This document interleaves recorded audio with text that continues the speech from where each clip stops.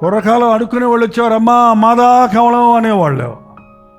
ఆ ఇంట్లో వెనకాల రూమ్లో ఉంటుంది ఆ వంటగది. ఇప్పుడైతే ముందు పెట్టుకున్నారు వంటగదులు, అప్పుడు వెనకాల ఉంటుంది. మా తాతగారింటే 11 గుమ్మాలు దాటి రావాలి అన్నం పెట్టాలంటే. ఆమె అక్కడి నుంచి గిన్నెల్లో వేసుకొని తెచ్చేటప్పటికి ఈడు అమ్మా అమ్మా అని 3 సార్లు అనేసి ఆమె అన్నీ తీసుకొచ్చేటప్పటికి పట్టుకొని బయట వస్తే లేవుంటాడు అక్కడ, ఆడక్కడికో వెళ్ళిపోతాడు. దేవుడు నువ్వు అడిగావు, ఆయన తీసి సిద్ధపరిచి తెస్తాడు. ఆయన ఎక్కడికైనా మంచి హోటల్కి వెళ్ళి వేడిగా నాకు ఫుడ్ కావాలంటే it will take 20 minutes or 30 minutes అంటాడు. You have to wait.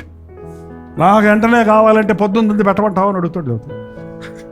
ఇప్పుడు కావాలంటే ఇప్పుడు వేడిగా ఫ్రెష్గా చెయ్యాలి. దేవుడట నీకు కావలసిన విటమిన్స్, నీకు కావలసిన సరుకులన్నీ వేసి, నీ విశ్వాస లోపాలు, నీ ప్రార్థన లేమి, నీ బలహీనతలు, నిన్ను బలపరచడానికి న్యూట్రిషియస్గా తన దీవెనలు, ఏవేవి లోటులు ఉన్నాయో, నీకు ఏ కొరతలు ఉన్నాయో అవన్నీ ఆయన సిద్ధపరిచి నీ దగ్గరకు తెచ్చేటప్పటికి టైం పడద్ది. కనిపెట్టు, కంగారు పడకు. ఏదో ఒకటి పెట్టే ప్రభా పోతానంటే కాదు, ఏదో ఒకటి పెట్టేవాడు కాదు ఆయన. నీకు ఏది కావాలో అది ఇచ్చేవాడు.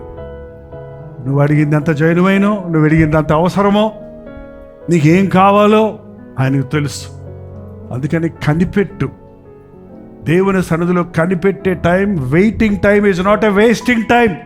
యెహోవా కొరకు ఎదురు చూచువారు, కనిపెట్టువారు నూతన బలం పొందుతారు.